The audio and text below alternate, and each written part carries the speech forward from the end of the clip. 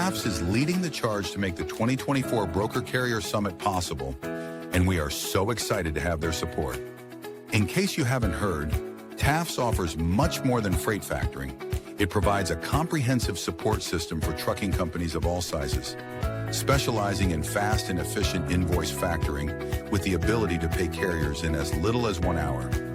And TAFS services go well beyond factoring, offering a fuel card that unlocks major fuel discounts, flexible business loans that are designed to cater to the distinct needs of a carrier's operations, a dedicated, responsive client experience team, and much more.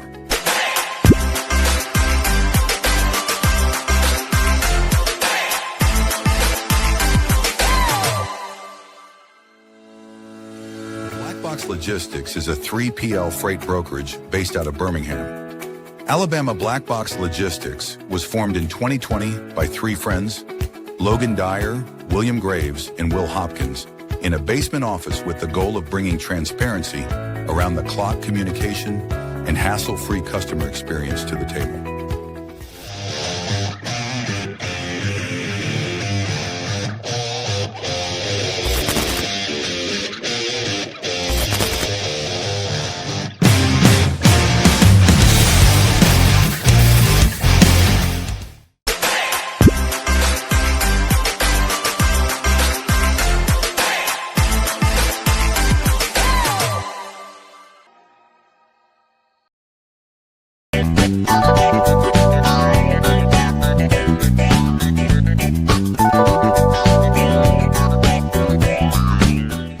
Multi-service fuel card, the industry's first fuel card, was created by an over-the-road truck driver in 1978 to offer a safe, simple, and cost-effective way to handle fuel and trucking expenses.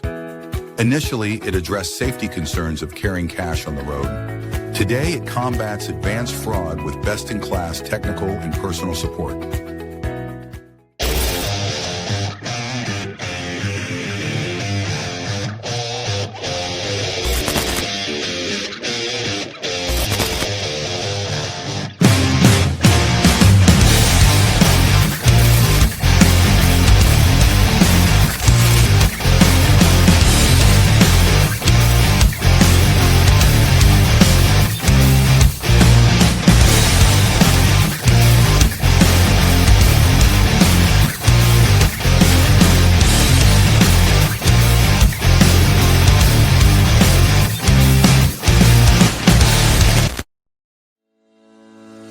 Sales-CRM is built for freight broker and agent sales teams. Manage your shipper prospecting and follow-ups. Organize your carriers in the lanes they run.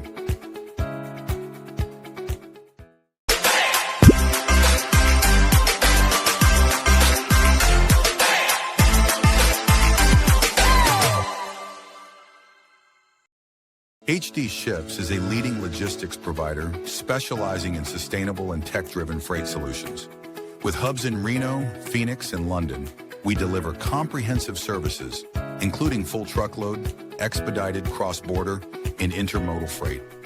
Leveraging proprietary technology, we offer 24/7 tracking, real-time visibility, and advanced automation to ensure safe, compliant, and efficient transportation. Our commitment to sustainability enables clients to offset emissions through carbon credits, aligning logistics with environmental goals. At HD Ships, we prioritize transparency, reliability, and exceptional customer service, empowering clients to achieve seamless, sustainable logistics solutions worldwide.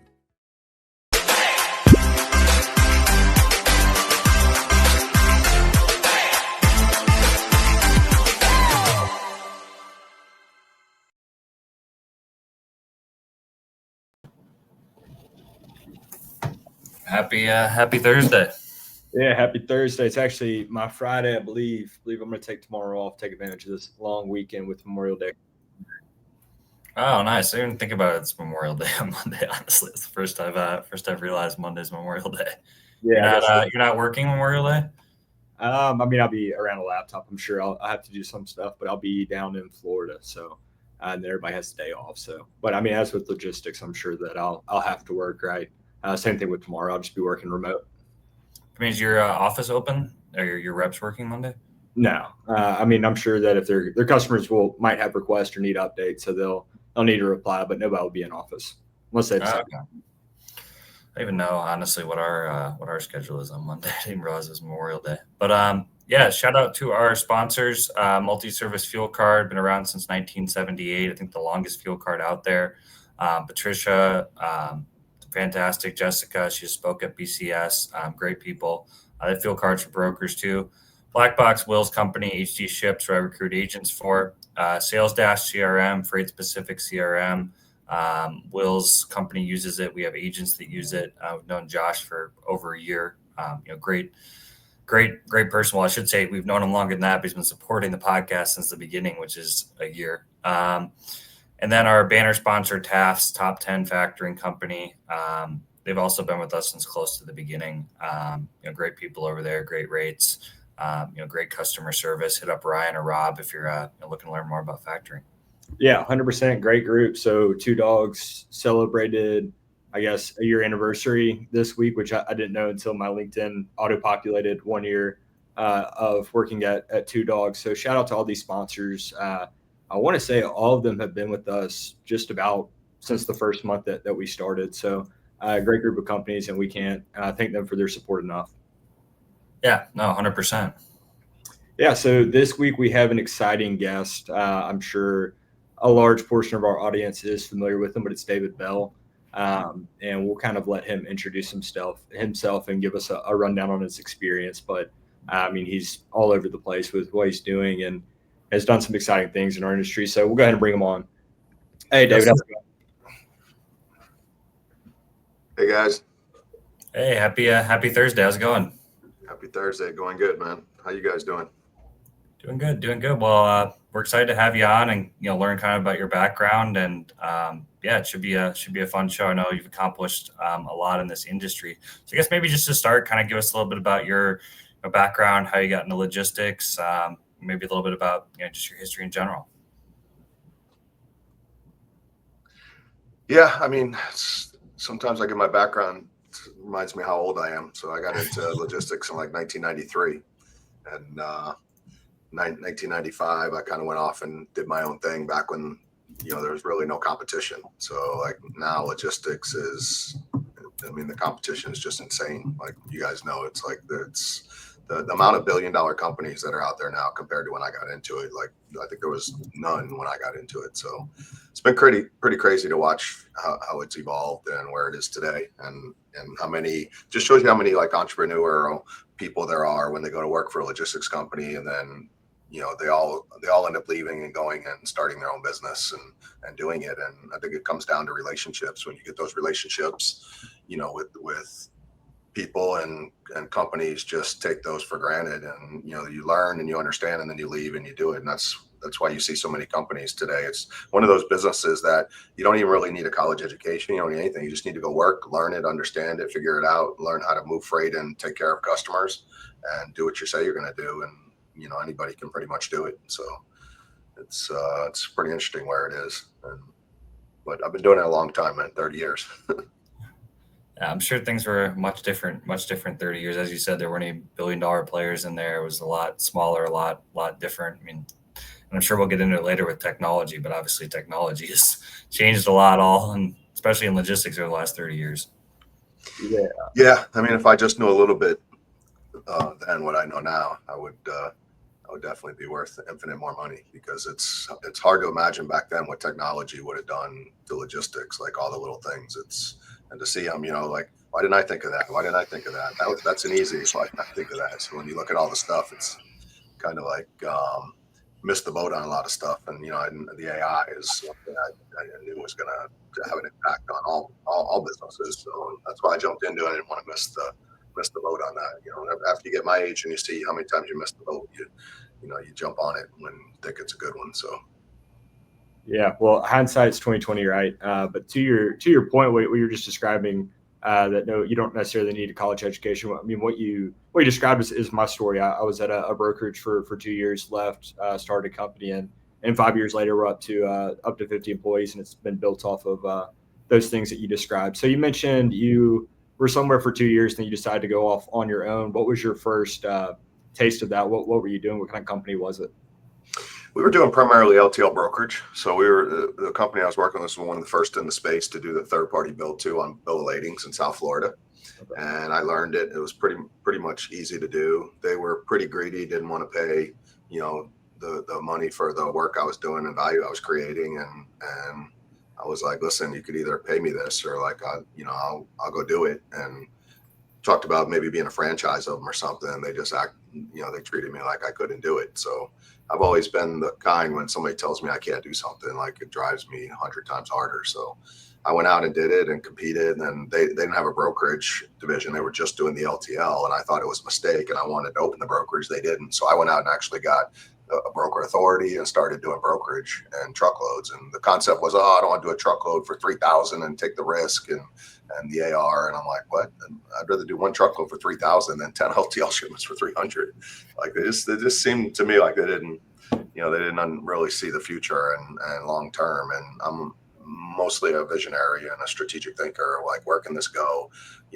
How big can it get? Where can it go? And that's what I did. So I went out. I had a couple customers, and I took them and basically left and asked them if they would support me, and they did. And back then it was easy to get pricing. It was like, it's so much easier to do it now. I mean, no one even cared if you had a new authority. They'd haul for you as long as you said you'd pay them. Like your word meant something back then. Like, with carriers, you'd say you'd pay them and they'd give you credit and you go. Now you get a new broker authority, nobody's doing business with you. So it's like, it's harder to get in it now than it was, but there's definitely more competition. But I just went and did it and struggled. You know how it is, man. You struggle. Then you got to hire people, and you hire one sales rep, and there goes all your profit. Like you can't make money. Like I bootstrapped it. I'm like, how much do I got to pay them, and how soon are they going to bring business? And it's like, and I didn't know accounting really well then too. So it's like, you don't understand. Like, okay, I just hired somebody for 120 grand a year. We're only making, 15,000 a month. I'm a new business, 10,000 a month. There goes all my profit, and then all of a sudden you're like, we don't have money, and the accountant's like, we might not make payroll. And you're like, what? Why? You just hired 2 people. Like, I'm like, yeah, it's just 2 people. Yeah, but it's this much. So like you learn a lot by trial by fire, which I did. And, so I'm self-taught accounting. I can go toe to toe with CFOs. I'm understand sales, operations, finance, law, legal. I'm every aspect of transportation law I've dealt with, in the business. So you just learn, but I don't regret it, man. It's hard to even imagine working for somebody now and having to show up and when you've had your own business. I mean, the feeling, like you don't have to, you're not accountable. You're accountable to your customers and your bottom line, but like you have the freedom to do what you want to do. And I think that's the best thing about owning a business. Very well put. You don't know what you don't know until you get into it. My experience, it's not nearly as extensive as yours, but the best way to learn something is kind of dive into it head first and boots on the ground and figure it out, right?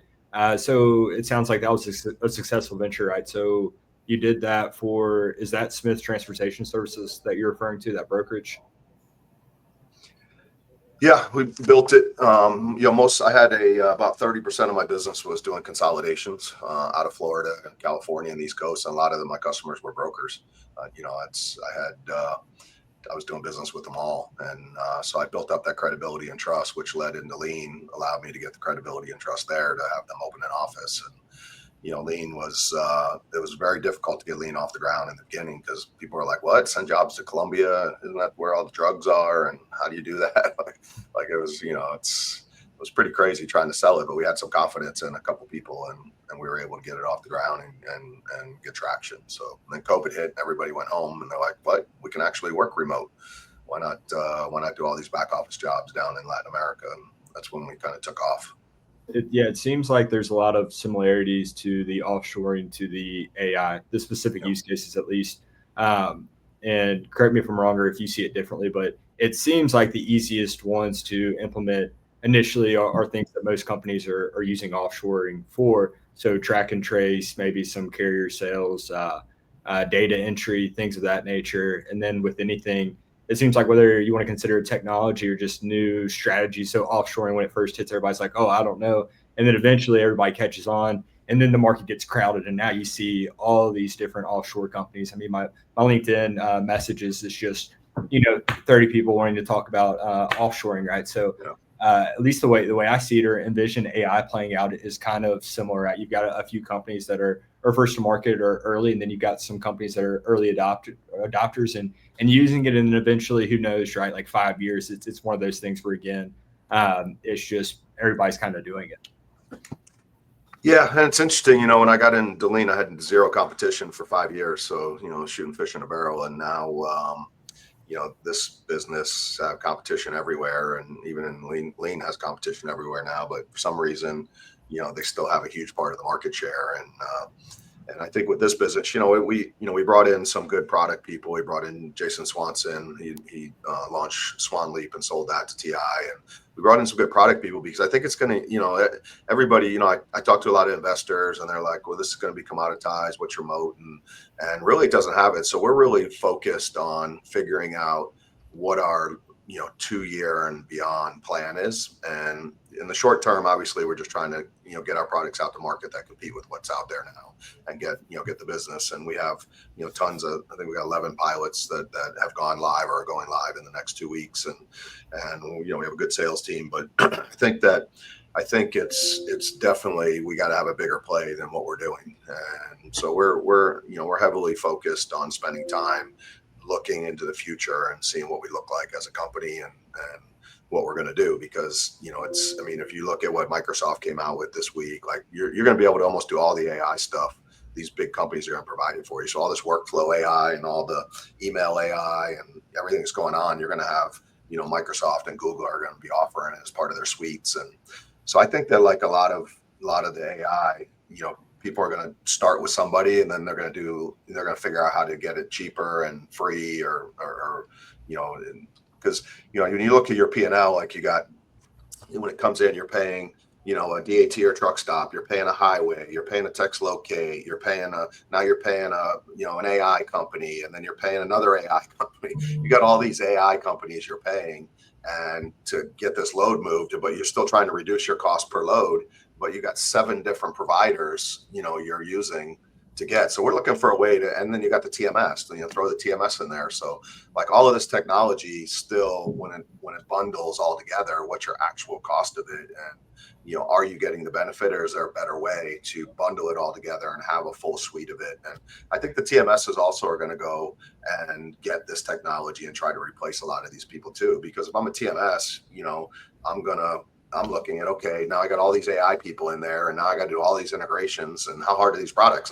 That's what we do. We develop products. So I think if I was a TMS, I'd be rolling it out too to try to take some of this market share where they're charging for these services that they're not really secret recipes. You know what I'm saying? You can almost do it now with no code, and pretty soon you'll be able to just tell Replit or whoever what you want to do, and boom, they'll spit it out for you and have an engineer tweak it a little, and you have the same technologies everybody has out there. So I think the AI has definitely created some buzz and some interest, but it's where you're going to go after this, I think, is what we're focused on. And so it's hard to tell. It's definitely interesting times, but we're still in discovery phase. So yeah. So to your point on the TMSs going that route, I'm a part of a beta build out for a pretty large TMS, one of 5 people on it that they're kind of rolling out their own version of AI TMS or whatnot.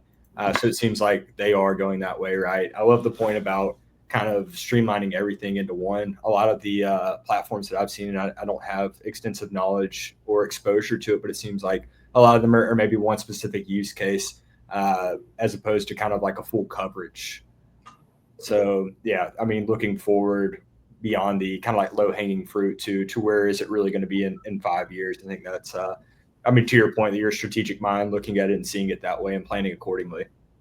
Yeah, because I see it. I see the evolution of it and where it's at, and I know how the industry reacts to stuff. They get it, they go get it because their competitor has it. They don't want to lose a competitive advantage. They're trying to lower their costs. They're trying to improve EBITDA, and then all of a sudden they got it all, and then they look at it and they, okay, now I'm spending all this money. What am I doing? Now, how do we do it better? And then you got the CFOs and you got the tech guys going, how do we do it better? And so I'm just looking. I'm going to find the path, and we have some great ideas of the path we're on that we're going to do. And I think that gives me an advantage because I've been doing it so long and understand. I've built businesses from scratch.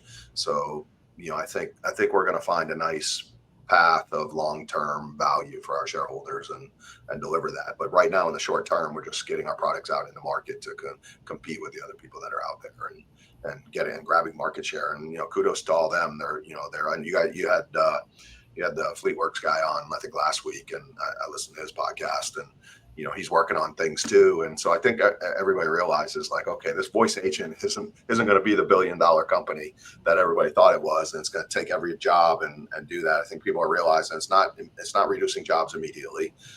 And we build a product that helps. We have a I have a call center mentality. So I think, okay, how can I make the call center employee better? So we're targeting like that. Like, how do we my dashboard is like a interactive call center dashboard. It's not, just an agent answering the phone and doing a transfer. It's an interactive work analytical dashboard that allows, you guys, you have nearshore too. And if you need KPIs on exactly what your employees are doing and the value you're getting out of them, I don't think you get that from many of the nearshore providers. The onus is on you to go figure that out. And you're paying $2,600 a month. Are you getting that value, and how do you count it? And I think with our product, we can deliver exactly the value you're getting out of those employees plus U.S. employees. Like, it's going to literally calculate their time and what you're getting the value out of. And I think moving towards that task-based pricing or outcome-based pricing model is what the future looks at too, because people want the value. They just want to extract value out of everything. It's what this industry's come to, because it's so saturated, is everybody's just extracting value and getting, they want EBITDA to go up. So, and the ones that can have fast growing, 30% growth and 20+% EBITDA, which is unheard of in the industry. But, if they can, they have visions of getting rid of people and cost. And if they can get, 20+% EBITDA and 30% growth, then they just increase their value, 2 or 3 turns at least. Yeah, I like the pricing model being outcome or task based as opposed to some other ones I've seen or heard are minute based, right? Yeah. And then the minutes doesn't, as an end user, at least when I'm thinking and looking at it, the minutes doesn't really do anything for me, right? It's like I don't really care about how many minutes it is, but what's the result, the value that's actually in it? Because I don't really care if it's on the phone for a certain amount of time. I care about what's being executed on. Yeah. And you don't want to, I've heard, stories from customers as we're talking to them, that they've got, the agents talking for 10 minutes to themselves or to a voicemail, and they're still getting billed for it. And they're like, well, this is what, because, they're paying for it. So how do you protect your margin as an AI voice agent when your voice agent's going nuts having conversations with voicemails and you still charging the customer for it? You got to eat that, and then you got to fix it. And, dealing with the phone trees and everything has been has been a challenge for everybody as well. And so, we're working on some products to help that too. Like, we have what we call receptionist, which is virtual receptionist, where you get rid of these phone trees. Like, what's the solution when phone trees are interfering and disrupting what you're trying to accomplish? And we have a product that, answers the phone and does a better job than press 1 or press 2 or, and waiting. You can literally just have a conversation with our receptionist, and they know everything about the company. They know what they're doing. They know everybody in the company. They know who does what, and you basically train it to know. And you have the dashboard there that one person can monitor all those calls coming in and sort the calls and take them over to, take different calls over. Instead of taking the last call that came in, you can skip and take the 5th call if it highlighted important. So it's a lot of cool things that are going on, but the stuff doesn't really add huge value. Like, what brokers are looking for is, how do you lower my cost per load by $5, $10, $15, $20? And it's little tiny stuff like this, and 50-cent billing on a call is saving, like, that's, saving $4 an hour on an employee, $5 an hour on employees, and isn't moving the needle enough to get everybody excited. Yeah, no, 100%. Yeah, so it kind of seems to be set up almost like an AI arms race. You got all these people building, exciting. What does the future look like? So as somebody not actively in the space, it's very interesting to kind of like follow along. As far as your roadmap, we're talking about it somewhat ambiguously, and then some specific things. And it almost appears you're not entirely certain what the future looks like in this space, but what are some things that you're looking forward to with CloneOps on the roadmap or deployment? Anything exciting coming up? Sounds like you guys have your hands in a lot of pots with it, stirring and moving forward. So I don't know if that gives you great direction, but try to go somewhere with that. Good. I mean, I think one of the products we're excited about that's going to be launched in the first of the third quarter is our voice identification and authentication. We have a patent on a product that we're releasing. A voice, your vocal cords are unique to you, and it's like a fingerprint and facial recognition. And we've created a product that will identify and log and track bad actors. So if you have someone calls a brokerage trying to get a load from them, and they're identified as a bad actor by anybody else who happens to have a recording of that call, we're going to keep a database of bad actors. And then if you're a carrier and your identity's been stolen, like nobody will load you. Like, if you have a spoof phone in highway, like all of a sudden, like you won't load you. So we're creating a product that will allow this carrier to call all of his brokers and go, listen, I have voice authentication. Go ahead and set it up for me. And that way, it's me, and don't load anybody that doesn't pass this voice authentication. So now carriers can kind of protect themselves with their core brokers to make sure that, nobody, that they don't just get shut down, because all of a sudden, if you change your if a fraudster changes your FMCSA, like nobody will load you now. So if you're a trucking company or a carrier, like you're sitting there, you're trying to, and by the way, the trucking companies make the worst margin. Like they have the worst end of the business. They do the most, they do most labor, most cost up front. They do the most, and they get the least amount of the margin out of it. And so they're fighting for that margin, and now they got to fight because some idiots, bad person stole their identity to try to steal loads or change their FMCSA. And now they're not only fighting for business to get it, they're just fighting for somebody to give them the normal business they were getting and convincing them it's me, it's really me. So we're creating this product for carriers and brokers that it's a voice ID that authenticates it's actually them. And then we have a secondary authentication too, if for some reason that, sends them a phrase to say, and they just say it back while they're on the phone, and it authenticates them. So because fraud's crazy, and it's inexpensive to do. It's not hard to do. If you can spend 5 cents a load and pretty much guarantee, against fraud by using everything else too, I think brokers would look back and do that, because when you have someone steal your load from fraud, you're paying for it out of your pocket. There's no insurance covering that, and most of the contingent insurance out there, if you book a truck off a load board, they're not covering you. So you can even have a good primary contingent policy, and in there, if they tell you if you load a carrier off a load board, we're not covering it. So and I think the load boards are doing some stuff to prevent it too, because it's basically an epidemic. And people are learning, and they're getting smarter. Now they got the spoof phones and all that. So it's and there's a lot of unsophisticated brokers out there that don't have the technology and spent the money on technology. They're doing stuff old school. They're doing it by a phone, email, and that's it. And they're getting victimized because they're trying to cover and move freight, and most of them are doing more work than the normal, because they're scrambling. And it's sad to see some of these people that are working that hard, and the carriers that are getting screwed by not even doing anything. Carrier didn't do anything, completely innocent, and he's a victim too. So if we can do anything to help that, even if it's a tool we build and patent and give away, and just make it part of what we do, I think I would like to help that, because I've been in the industry a long time. I've done it, and I feel for the people that are having this happen to them. It's rough. Yeah, definitely changed a lot, especially in the last couple of years. How do you kind of go about them? Because it's probably a little bit different, I'd imagine, because when you kind of founded Lean, I mean, there wasn't offshoring, wasn't really a thing, So you guys were kind of like one of the first, players, and now so much AI out there, and a lot of people, because there's some bad AI companies, some brokerages have, bad perceptions about AI, and then, getting the message out there. What's kind of your sales approach, when you have all these products and you have market fit?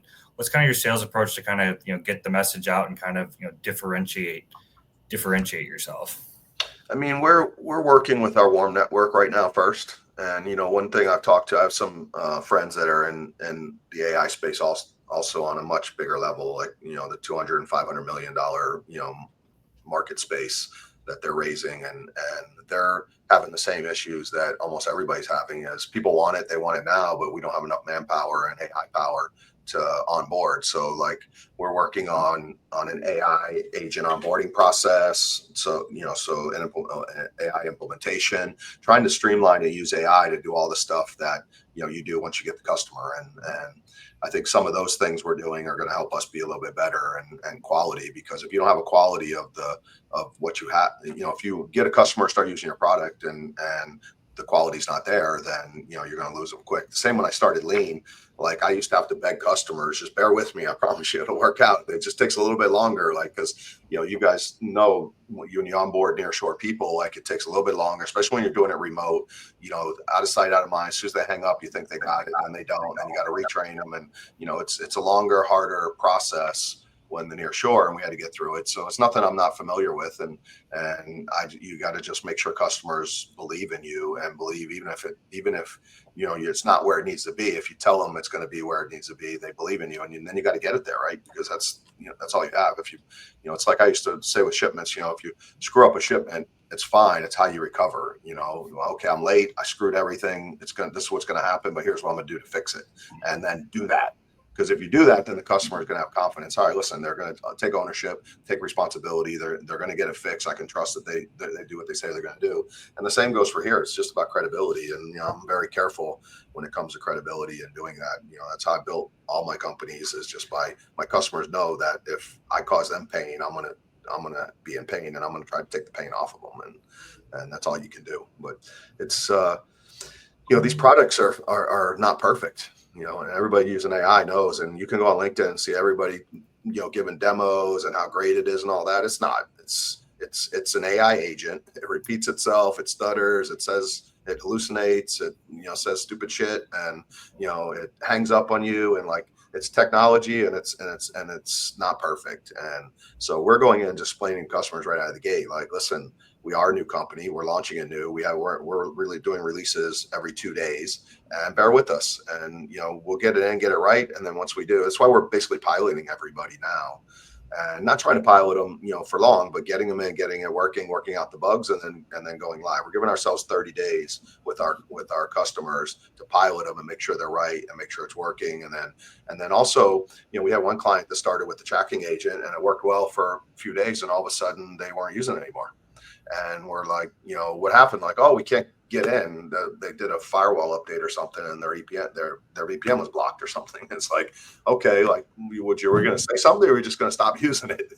And it's like, okay. So then we went back and we got fixed and got them back using it again. So we're monitoring like all that too, quality every day. We have quality controls going into and listen, and we have a quality control agent that like scrapes all the calls, in seconds and grades them. We have a sentiment score and a score call, so we can go in and score all the calls and make sure the scores are high. If the scores are low, we go and listen to them, figure out where they're wrong, get back with the customer and say, hey, we found some low scoring calls. We want to go over them with you. We want to change the prompts, because it's all prompt engineering too. You got to get the scripts and the prompts perfect, and for what you're doing. So we're doing all that. It's a lot of work, man. I got a big team already, so like we're hiring. Everybody following LinkedIn, seeing the hires, but I think we're hiring like 6 more engineers and this week. So we're building the team, and it's taking way more people than I thought. I thought it was AI, right? I thought, oh, we're gonna be AI. AI will do everything. It does. How hard is it just coming from obviously you had a brokerage, and then Lean's probably one of your first times like dealing with hiring engineers, and obviously that's a big important thing in the AI. I'm just curious, how is that process like different from maybe all the other roles you've hired for? Is that I don't know. I was just kind of curious, because that's probably a new thing to you based on kind of your previous backgrounds. Yeah, so I launched Lean Tech in 2019, and that was the idea, is we would provide developers and engineers and the tech space to our customers. So I launched that. So I had some experience there because we hired there, but it was in Colombia. And what's happening here is there's a lot of developers that are concerned and coders that are now having to move into different space, because there's a lot of platforms that you don't have to code anymore. So I think what's happening is you have this huge need for engineers and prompt engineers and solution engineers, and you have all of these developers that are going to learn these skills. So what we're finding is a lot of people that are and candidates are transitioning into that and are learning it and doing it because they were just a coder. And so those are the kind of people we're finding. The real high level experienced engineers are hard to find. They're solution architects. They're because you got all these huge companies out there that have ridiculous money to throw at these things. One thing I didn't want to do is have like a typical Silicon Valley tech company where we just raise money infinite for 5 years and never make any money and then blow our valuation through the roof, because we can and never be worth that. I don't want, this is probably one of my last businesses. I don't want to be remembered, similar to some of the digital brokers that did the same things. I don't want to be remembered that way. And so I'm trying to do it right and trying to create value for shareholders and create a pathway to profitability. And that's the goal with us. Yeah, I feel like that word has changed a lot in the last couple of years. I mean, it used to be, like you said, just drive a bunch of money, get a bunch of, drive your valuation up. And that was kind of the tech play and even the brokerage play. But that play, I don't think is as what it was a couple of years ago. I don't know, man. It might have reignited with this AI thing because when our first raise, like they're ready to throw money at this like crazy. And a lot of these companies that are doing it, I don't see how they can make money. There's AI companies out there giving it away for a year and 3 years.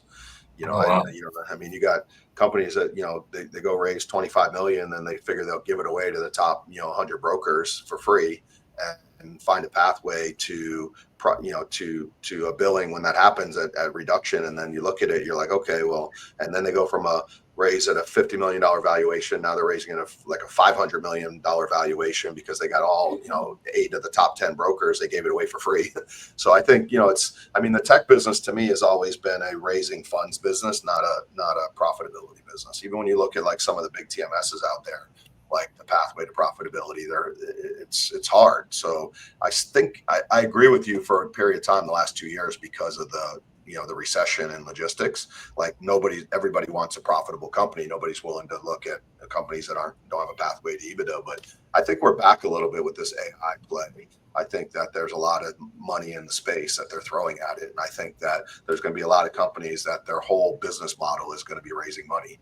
And that's what they do. Their whole 3-year plan is just raise infinite money and see what happens, with no real belief that there's a pathway to profitability. And if I wake up one day and I think there's no pathway to profitability, I'm going to pivot and do something different and change and make it, because I just don't want to be in the business of raising money and taking investors' money. I want to be in the business of building a business, creating value, and making money. So some of the difference between what I'm doing and what other people are doing. That's why I say, when I first came on, we're talking about where are we going to be in 2 years. And one of the biggest things is, where are we going to be that we're going to be profitable? And that's what I need to see.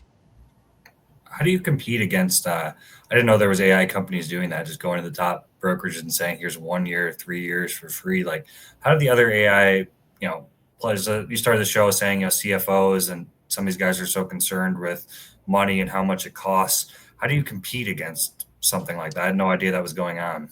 You can't, what can you do? I have several large customers. Arrive is one of them. Matt's my friend, and he was one of my first adopters at Lean, helped me grow Lean. And he's got a plan with a competitor, and they gave it away, and they gave a reduced pricing, and they got, engineers in their office every day building workflows. And he's like, and I'm like, dude, what's up, man? What are you doing?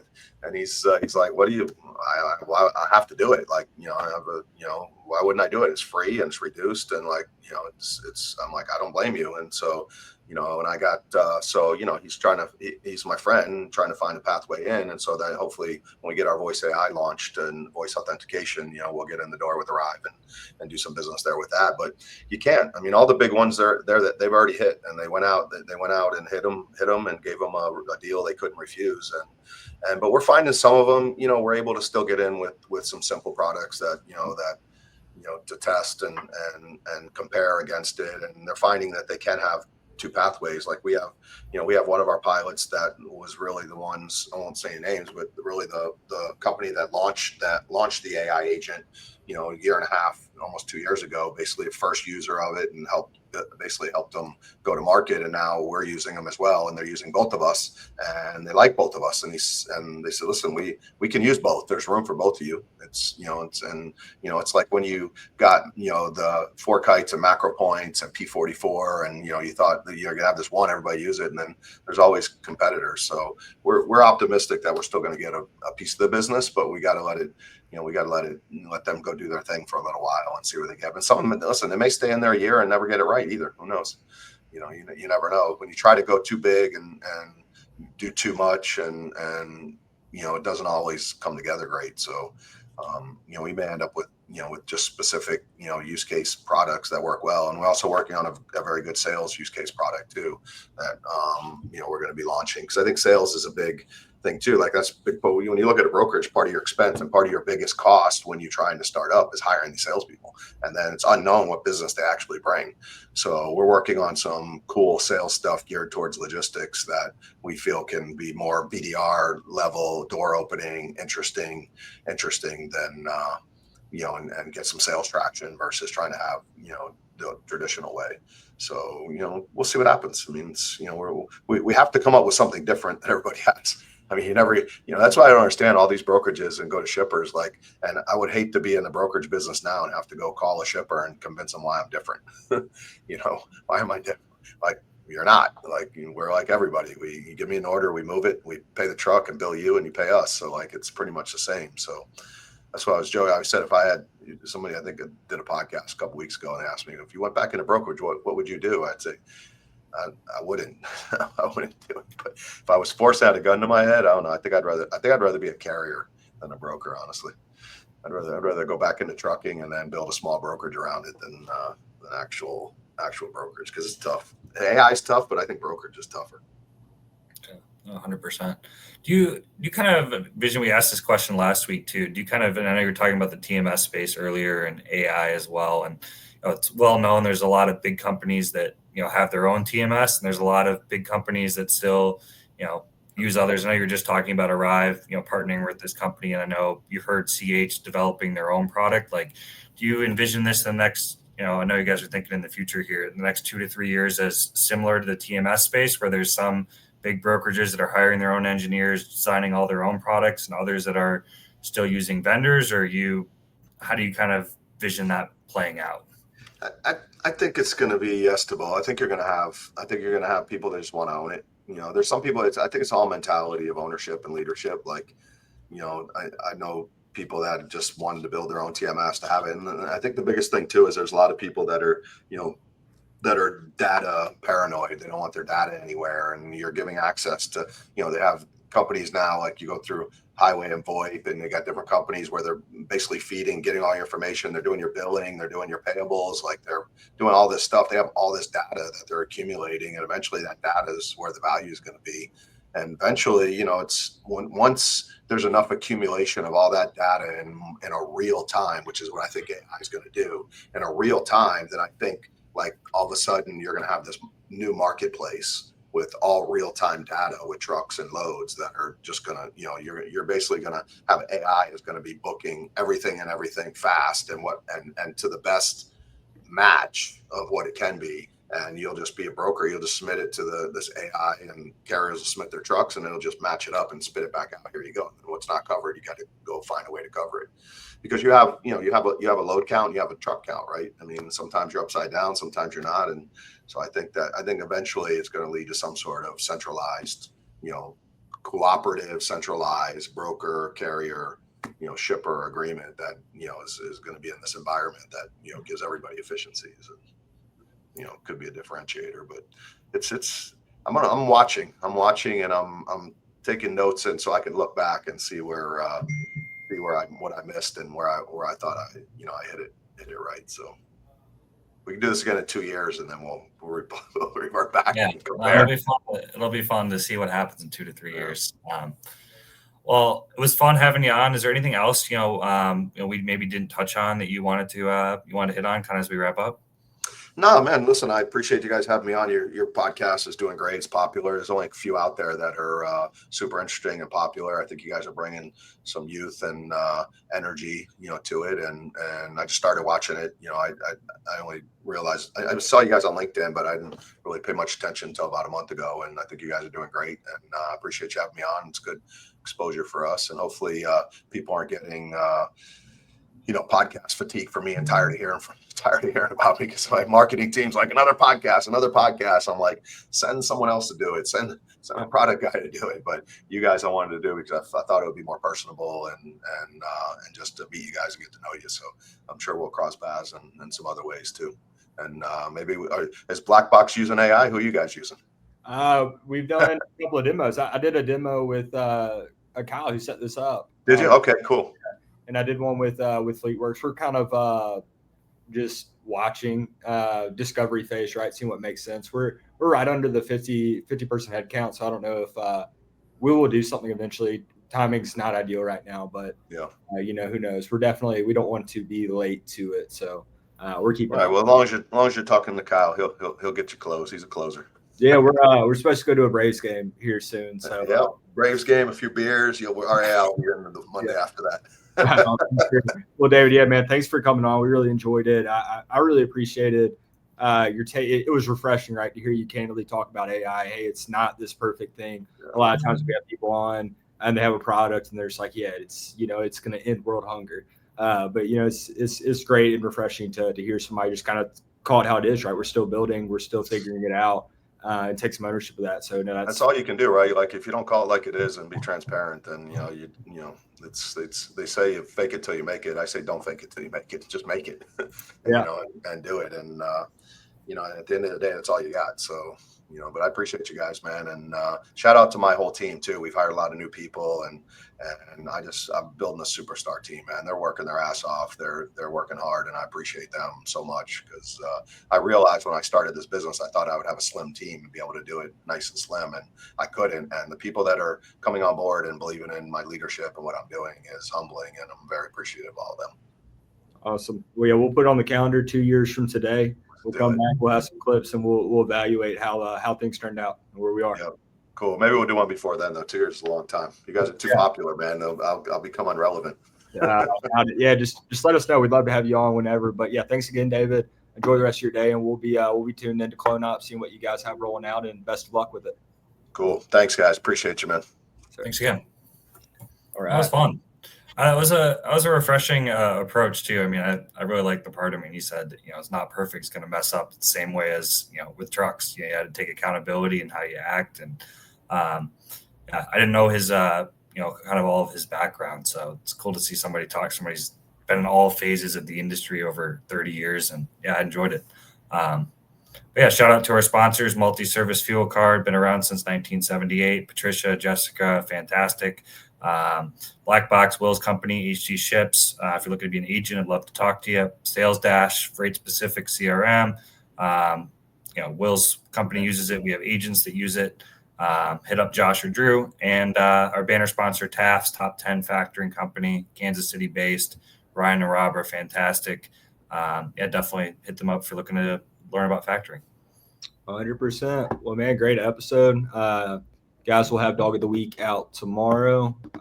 Hey, and shout out to Rents with Trio. They do all of our background and graphics. It's his birthday. Yeah, we should have a birthday post out to him as well. We'll be back at it tomorrow, Dog of the Week, and we'll have another episode out next week. Matt, enjoy your weekend, your Memorial Day in Columbia. Yeah, I'll enjoy it, man. Enjoy the trip down to Florida. All right, sounds good. I'll talk to you soon. Which part of Florida are you going to? Destin. Okay. All right. Yeah. All right. I'll talk to you soon. All right.